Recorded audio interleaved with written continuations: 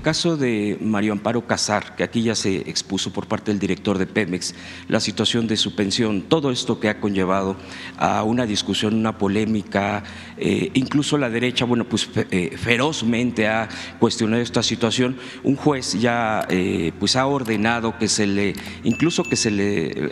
no solo que se le regrese el tema de la pensión, sino que los meses que se le han estado dejando de dar se reintegren, se le repongan. Pero por el otro lado, y esta sería la pregunta, está el fondo de pensiones que aquí ya se ha creado, aquí se anunció, aquí se firmó, que ya está próximo en funcionar y que tiene que ver con el 100% de la pensión sobre los ingresos de cada trabajador, trabajadora.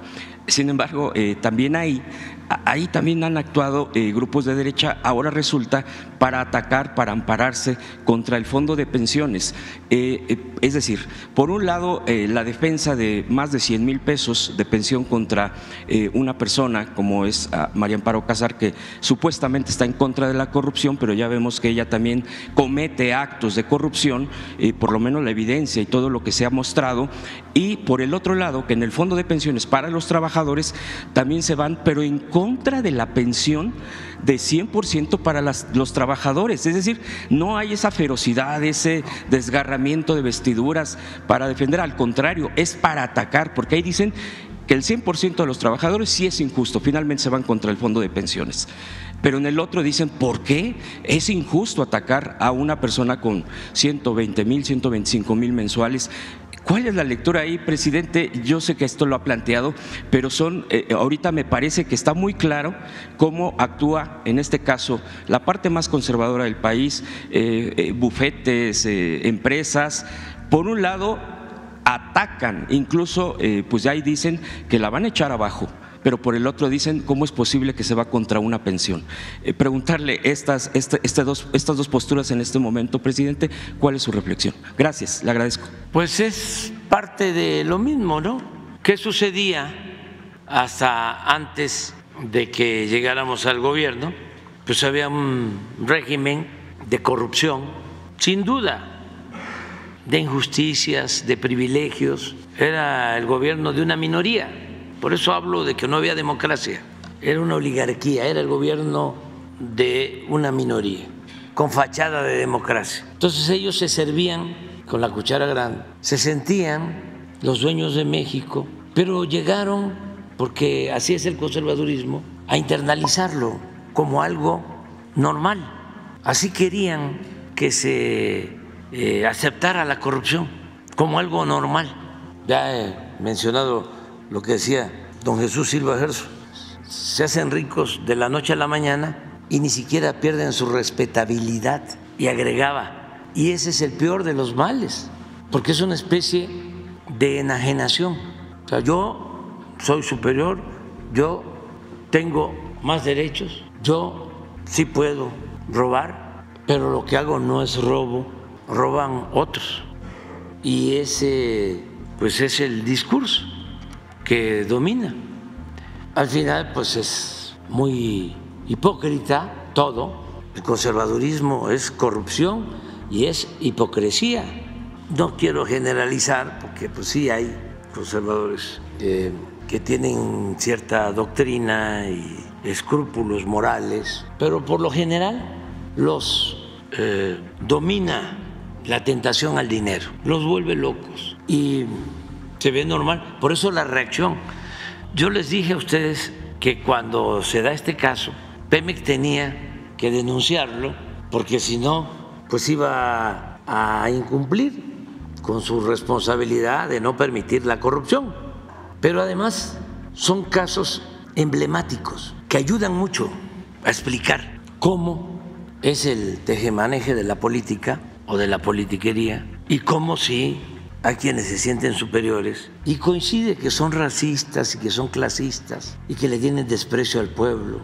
Hablábamos de que de los 300, 400 abajo firmantes, el 90% depende del presupuesto público. Y el presupuesto, bueno, por eso es público, es del pueblo.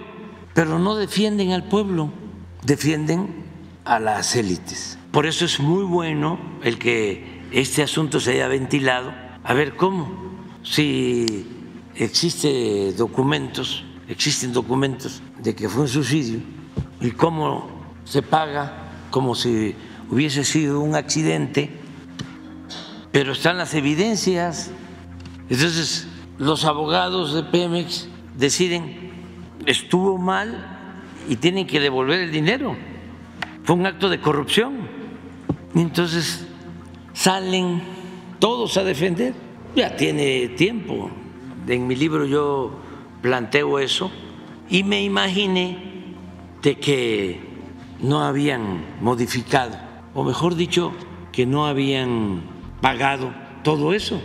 Cuando me informan, me sorprendió y me acordé de ese encuentro que tuve con el procurador de entonces, Bernardo Batis, que me planteó que lo habían ido a ver para que cambiara el acta, porque desde el momento del fallecimiento se habla del suicidio, los mismos familiares, y en el peritaje del Ministerio Público sale lo mismo, pero luego pasa el tiempo, a los 5 meses, porque cuando se trata de un asunto así se abre una investigación para estar seguros de que no hubo homicidio.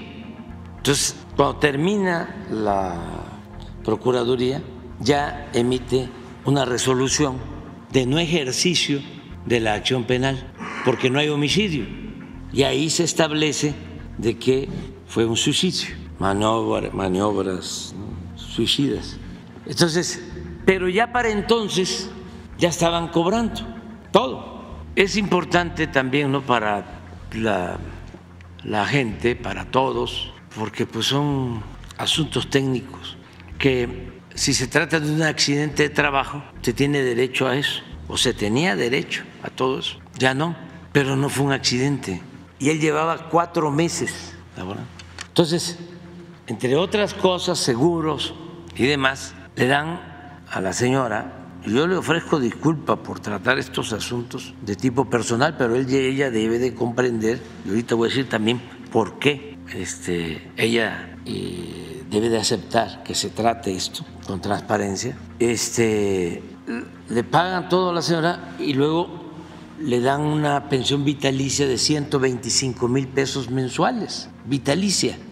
O sea, independientemente de tratarse de ella o de quien sea, y de que hubo un problema de origen, ¿por qué un trabajador con la ley Zedillo, si su último sueldo era 10,000 pesos, iba a recibir 3,000 pesos de pensión? ¿Y por qué en estos casos 125,000? ¿Qué no es una sociedad profundamente desigual, con una desigualdad monstruosa, obscena? Bueno, ¿qué pasa? Ahora resulta que la señora es la presidenta de la Asociación de la Sociedad Civil para Combatir la Corrupción, presidenta de la Asociación para el Combate a la Corrupción.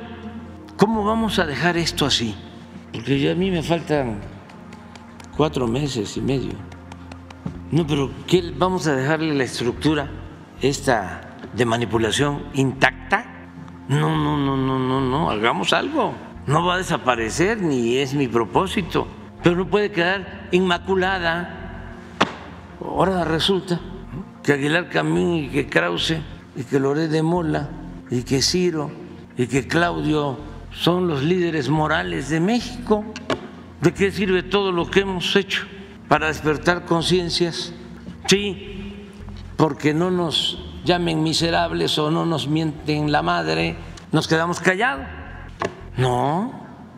Bueno, pues resulta que me informa el director de Pemex, presenta una solicitud de amparo y en 24 horas el juez le otorga el amparo y le da un plazo de 24 horas a Pemex para devolverle todo. Y creo que hasta con la amenaza de que si no, se procede penalmente. Y el abogado de la señora sostiene, entre sus argumentos, que si le quitan la pensión, los 125,000 pesos, se queda sin recursos, se afecta su subsistencia. Pero Pemex y cualquiera de ustedes puede encontrar en las páginas oficiales, porque también esa es la otra cosa, lo de el debido pretexto, de que ya no se puede hablar de nada, pero como está permitido, está en las redes, puede encontrar de que en ese instituto para combatir la corrupción, entre comillas, le pagan creo que 250,000 pesos mensuales. Entonces, ¿cómo se va a quedar? Pues no, eso ya no me meto ya. Bueno, también pues, sí, a ver que Genaro nos diga cuánto. A ver cuánto. No, pues no, pero no nos metamos a eso, ya ustedes lo indagan. Pero ese es uno de los elementos que utiliza el juez. No sé, no me ha informado el director de Pemex.